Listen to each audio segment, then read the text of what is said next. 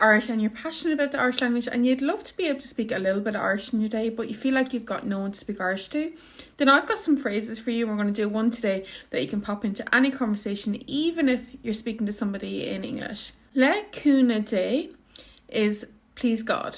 Please God, le cúna dé. Cúna is help, so it's like with the help of God. Now this is an easy one that you can use in any conversation or tag on to the end of any sentence. I'm going to go through the pronunciation in the different dialects.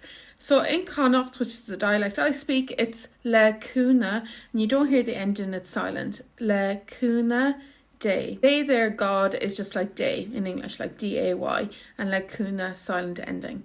Now in Munster, you hear that ending, they say le cúnamh, like a V sound, le cúnamh dé. In Ulster, they actually say it like a U, le cúnú dé, and the day is more like a J sound, le cúna J. So sinné, that's it. So use your Gaeilge. If you're passionate about it, use it. Even if you're speaking in English to somebody, just tag it on to the end of a sentence. Agus úsáid sa hanga. Use your language. And if you'd like some free Gaeilge, don't forget to sign up to our free newsletter every week.